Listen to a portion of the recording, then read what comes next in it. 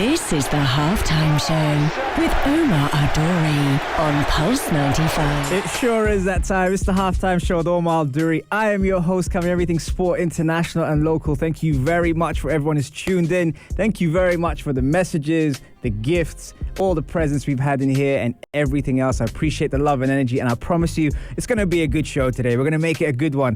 Louise, Flo, Fatum, Fahad, Fatima, Zara, incorrect handle, Kulthum, Maria, everyone. Thank you so much for tuning in Instagram Live at Omar Duri, even if it's on 95 FM, pulse95radio.com, our app, Sharjah Broadcasting Authority. If you're chilling at home watching us live on YouTube, we're going to make it a good one. Right, so since the other day when I had my guest on the show, Mark Doherty, by the way, check out the episode, it was awesome.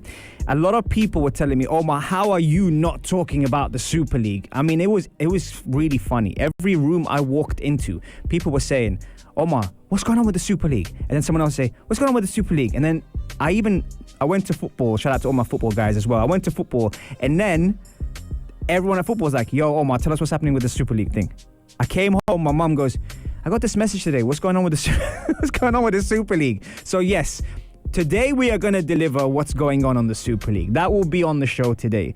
The special one is gone. So what happens now to Jose Mourinho, and why did it happen now? So Tottenham fans, you're going to get a bit of that kind of loving, and I'm going to take one for the team and actually put that out there. So that's regarding the special one. Now, have you readjusted your activity based on your eating in Ramadan? We had on the show the other day nutrition in Ramadan, and then the show before that we were talking about training in Ramadan. But something that struck a chord with me was, have we actually matched the activity to the energy in the way we process and the way we do things? So yeah, we're going to be talking about that today as well. Of course, we're going to be taking all your questions for the day on the episode, on the show. The Super League, Jose Mourinho, Tottenham, Ramadan, birthday love, all of that and more on the only place to be at 3, the Halftime Show on Pulse 95. This is the Halftime Show with Omar Adori on Pulse 95. It sure is that time. It's the Halftime Show with Omar Adori. Thank you very much for tuning in, and shout out to everyone who is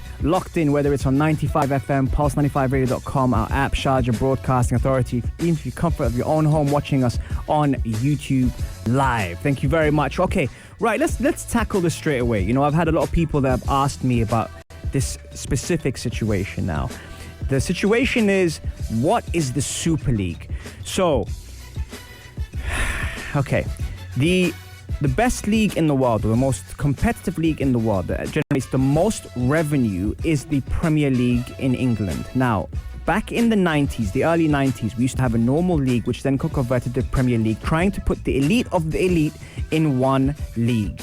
Since then, we've had so many people that have taken over, owners have come in, investments have been made, and the league has been an even better place regarding attracting the best players in the world.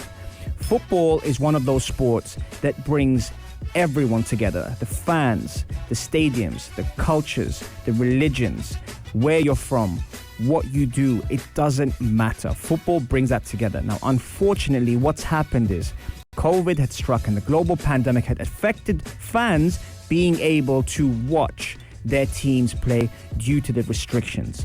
So the teams actually got a hit. Now, once they got a hit financially, they weren't able to sustain a lot of the payments that were being made, and also to their staff, letting go of their staff as well. In the backroom scenes, you've seen people been released, but also the fact that how are we going to survive when this has never ever happened before? So that was the first part of this situation. Now, what's happened is the owners of these businesses, of these clubs, of these franchises have then thought, how are we going to be able to make back the money that we have lost in the last 2 years? Let's say year and a half, 2 years.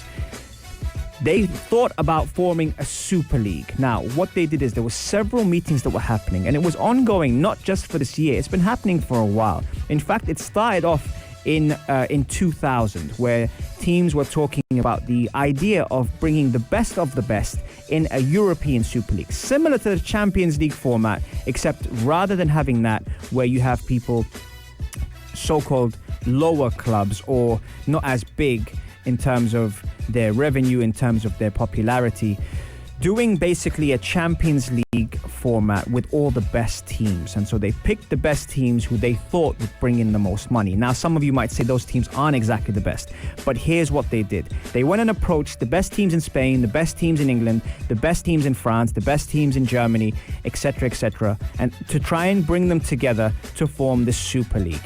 Now, the moment they did that, they thought that they could make this happen and earn X amount of money to be able to make back the money they've lost. Except the timing they picked was awful, because this has pretty much hit the world where technology and social media is so powerful that the voice of the fans can strike through companies, people, everything. And what these owners have done is, I don't know why they've done this at this time, but they've publicly announced that they will be founding members of a Super League. Now, there's been so many statements since then. There's been massive things that have come out since then. I've given you the intro to that. What this Super League was supposed to be, the proposed format was 20 participating clubs competing annually. Every year they would be paid X amount of money to compete against each other. 12 clubs confirmed as founding members now have changed and have stepped off the board and are no longer participating in the Super League. 15 founding clubs were guaranteed to compete every season, and 5 further clubs were to qualify based on domestic performance. The midweek fixtures with the clubs continued in respect to the national leagues, but then you would think that the leagues would be very different, because the teams that are in there, or at least prioritizing that, would be not as competitive, let's say, if your focus is on a different league. It was supposed to start in August of every year, and there was 8 clubs to progress to the quarterfinals, with the final being played in May, which would wrap up the season. After that, there would be a corresponding Women's Super League, which would be added onto that. Which teams were these? Arsenal, Atletico Madrid, Barcelona, Chelsea, Inter, Juve, Manchester City, Manchester United, with 3 members that were yet to be announced. Amongst those that were confirmed that they weren't going to be part of it was PSG and Bayern Munich.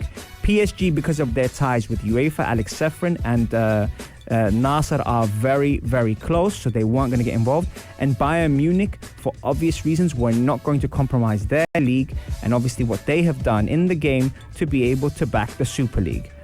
This is what was put out there from the situation that happened. Since then, we've had Atletico, AC Milan, Inter walk away from the Super League. The English clubs have all stepped down from there.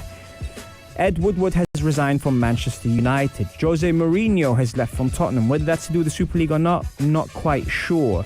But it caused uproar. Uproar of the highest standard.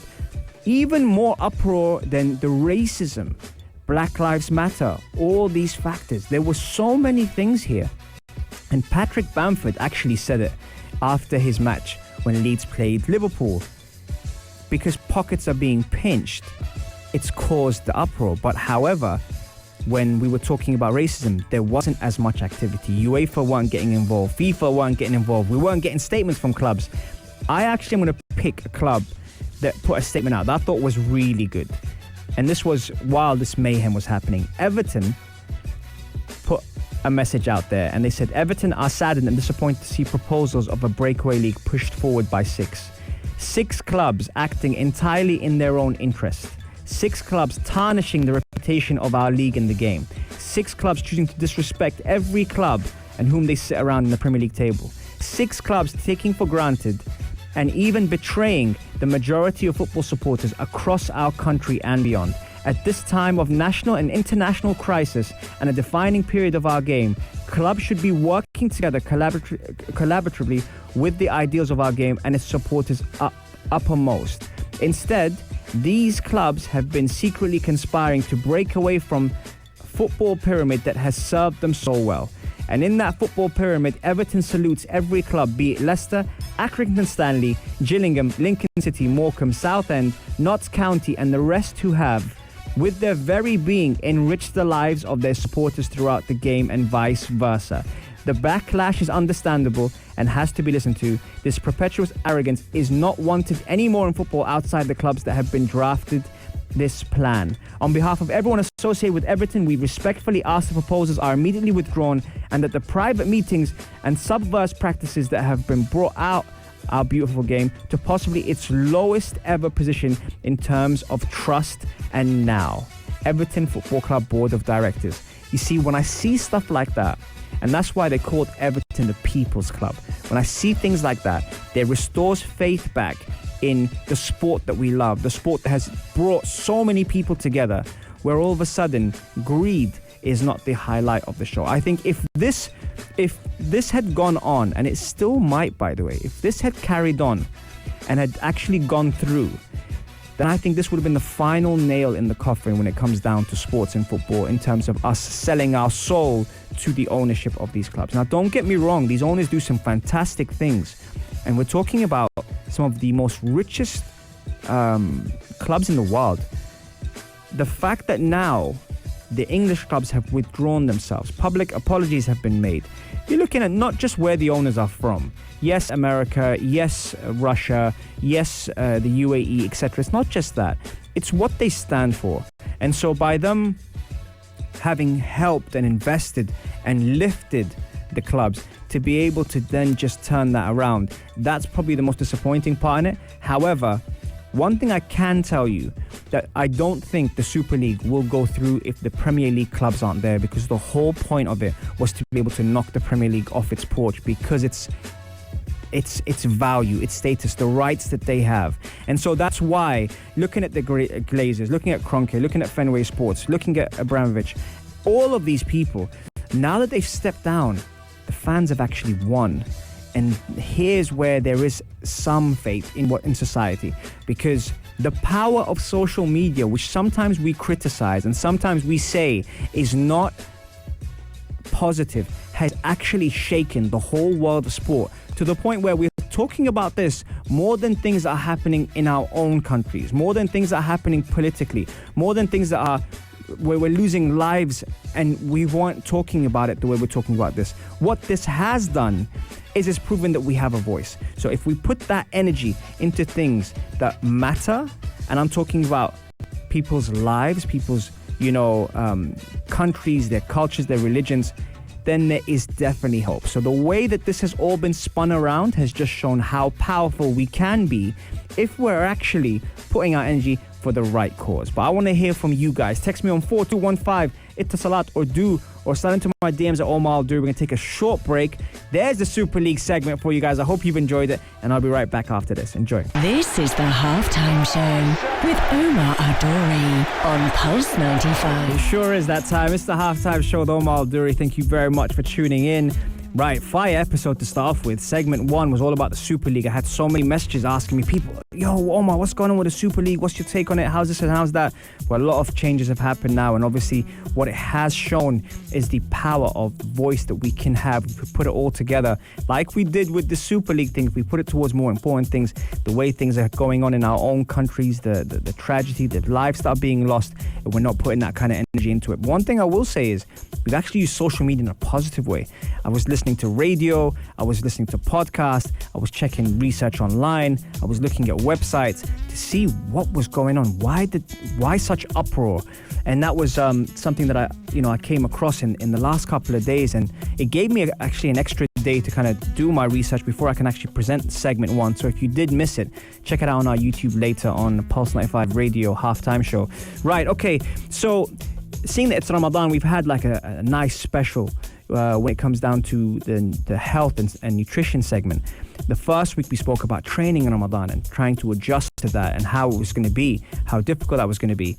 The second part was going to be having a specialist, a nutrition coach, a transformation specialist in Matt Doherty. He came on the other day, Mark Doherty, and he came on the other day and he was excellent. Really, really good. A lot of knowledge, a lot of ideas on. He actually came up with something that was interesting. He said, I don't believe you should be training fasting. He said, because you're already losing 2% hydration levels. And listen, again, this is why we bring these people on board, because they've got such contrasting opinions, but really valid stuff. And he has a scientific approach to it. So he was saying that every person is different and we all vary. but he was saying that match your training with your nutrition.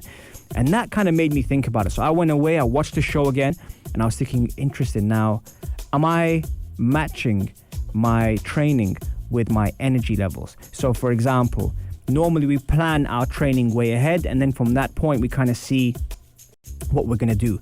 But then the longer the day gets, the lazier we get. We think, oh God, I can't, I'm not really feeling it. But that's because our energy levels are down. Now that comes down to the fuel, and the fuel came down to something he was talking about, which was fiber. Having enough fiber in your nutrition or in your diet, which will give you enough energy to kind of get through the day. Now here's one thing for you guys. What if I told you that Ramadan and fasting, all you had to do was switch your body clock around? Meaning that normally we go to sleep at a certain time, we wake up at a certain time, we have breakfast, etc. We have our lunch, we have our dinner, then we go to bed again. Now, if I switch the body clock around and said to you, right, the time that you be sleeping is the time that you would already be hydrated and fueled, and the other time that you'd be active, you would then be fasting. How would you then plan your day? See, we've switched the same things. It's almost like people say nowadays that they actually eat more in Ramadan than they do normally. So now I'm telling you that if you reversed your body clock, how would it look like if you actually planned your day according to your energy levels? So that's kind of something that I wanted to bring to the show today, because we've discussed it on the show in terms of the training, we discussed nutrition, but matching the energy to it was really interesting for me. Qasim is saying fasting is more widely accepted as a legitimate means of managing weight and preventing disease. Absolutely. And this is where, again, you notice that your appetite and your brain signals off two different things. You probably think, and I'm one of those people, that you could eat so much when you're fasting. When it comes down to that time and you have the first couple of bites, if you pause or take a step and go, right, okay, I'm gonna actually take my time with this food, you get full a lot quicker. But because our brain is signaling, we've got to devour we've got to devour this meal, that's when it gets a bit too much, and then we get a bit lazy. Then we're not going to definitely exercise because we've had a nice fat meal which is not going to help us have any energy. It's just going to help us feel tired and more lethargic. So you see how it all goes hand in hand. So I'm asking you, if I actually put that for you in that format and asked you to reverse your body clock, how would you do it? And does that change the way you think about it? Now tomorrow when you plan your meals or you plan your training, will that switch it up? 4215 at the Salat or slide into my DMs at Omar Duri. And coming up next, we're talking about the special one is gone. Jose Mourinho sacked by Tottenham. Why now? What's happened? Is it related to the Super League? Or is it just Tottenham? We'll be right back after the break. Enjoy, folks. This is the Halftime Show with Omar Adori on Pulse 95. It sure is that time. It's the Halftime Show with Omar Adori. What's up? What's going on, people? How you guys doing? I'm in a good mood today. God, we're getting older, huh? I'm trying to break that stereotype, though, for all those that wish me a happy birthday. I'm trying to break that stereotype. I'm trying to be in the best shape of my life in the next 3 years. That's kind of like my goal. So I'm going to set that there and I'll say it on radio so you guys can hold me accountable that I have 3 years to get in the best shape of my life. There you go. I don't want to use aging as an excuse. I think that's very, very common nowadays. And yes, the body don't work the way it used to, but hey, the body still works perfectly fine. So we're going to make that work, hopefully, on the next 3 years of my plans. Right, okay, cool. So, talking about coaches and managers, one of the shocks, and maybe got slid under, was with all the Super League stuff that was happening, it was very, very evident that you were going to get a little bit of news here and there that you might have skipped through or switched over. That news was that Jose Mourinho was sacked from Spurs that week. So it was crazy how that kind of slid under the rug and people just kind of not ignored it, but thought, okay, cool. What about the Super League? I was thinking the timing, 1 week away from playing the cup final against Manchester City, the first opportunity that Tottenham will get of actually winning a trophy. Yes, they were in the Champions League final, but they weren't going to win that. We know that. But the cup final here, I mean, the Carling Cup, this is a genuine chance to win a trophy. And one thing we do know, in one-off games, Mourinho is good. And he's up against Pep Guardiola. And this was kind of like the chance that, he could really, really do something with Spurs. But was that Daniel Levy saying, you know what, I can't keep him here any longer? We need to get rid of him ASAP.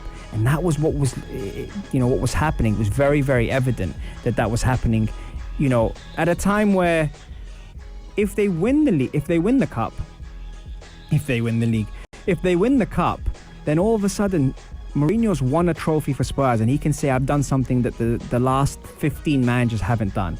And that would have been a huge thing for Tottenham Hotspur. Harry Kane has been in the news every single day. Is he staying? Is he leaving? He's probably leaving. Son, will he follow? Probably so. But why sack Jose Mourinho right then and there? It was something where there was strategy behind it. Daniel Levy comes up with a statement saying, I loved working with him, but it didn't turn out the way we thought. Well, that is short term. And, who would want to be a coach in today's world? I'm studying for my license at the moment, and I have been for the last 15 years. The more I watch, the more I see what's going on. It's petrifying to be put in a situation where you're managing or coaching a club with owners that may or may not have the best at heart for you and for their club. We know that football is a business. We've learned about this more than ever, that now the owners are making decisions based on business, not on what's best for the club, not what's best on, progression, for development, for grassroots, for the youth being able to shine, and that's men and women's football. We're looking at people now that are saying, right, this is an instant business. This is like a fast food joint. You're going in, you're going up to the counter, you're ordering, you get to the next counter, you pay, you get your food and you leave. Whether it tastes good, whether it doesn't, you've paid already, you're out. And if it doesn't taste good, you probably won't come back again, but you might get that craving, and if you do get that craving, then bang, you're in again for another one. And here's the thing with Jose Mourinho. He's gone and he's won, and they've called him a serial winner and everything. But have they given him enough time? With the squad that he has, should he have done better? Yes. Could he have done one more week, won a trophy, and then been sacked? No. So that's why they let him go. Are Tottenham facing not qualifying for the Champions League, which means less money? Yes. And so that's why all these things that came into power, we know that Levi is a serial chairman. He is a killer. He will sack, and he doesn't care what happens to the person. But who's going to come in next? And what's next for Jose Mourinho? That's a human being at the end of the day as well. Love him or hate him. A specialist in failure is what he called other managers. Well, it looks like right now he's probably eating up his own words. But there's been talk he might be going to Celtic. Someone said earlier on my feed that he probably won't come back to the Premier League based on Jamie Carragher. I'll tell you what. Here's one for you. 1 year's time, Everton don't reach the heights they were supposed to. Carlo Ancelotti is released, and Jose Mourinho steps back in the shadow to take on Everton. I'm just putting it out there. That could happen, and if it does happen, every time you think you've seen the end of Jose Mourinho, he comes back. He's managed Chelsea, he's managed United, and he's managed Tottenham. He's managed 3 teams in one league. Name another coach that's done that.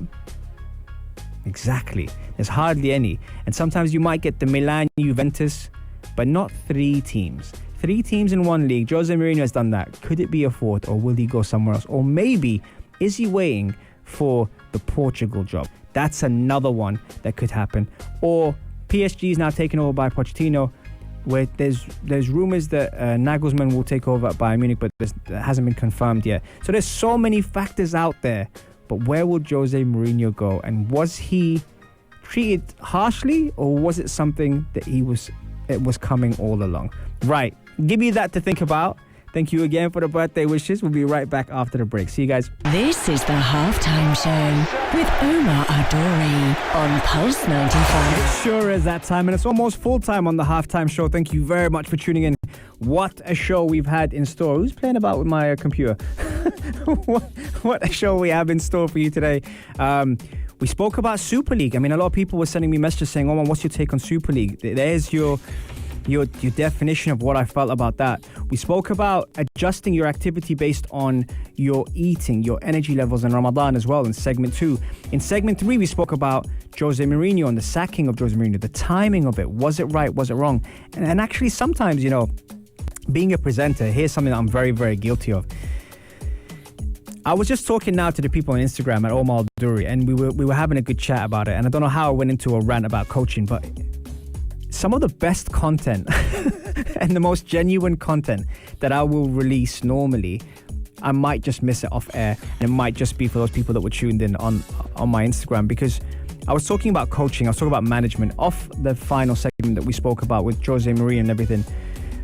You know, having been in the industry and still studying obviously for a very long time now, you can have the person with the most knowledge and the most experience, but not be able to deliver the message that he wants with people. Because here's the thing, athletes are people, they're humans.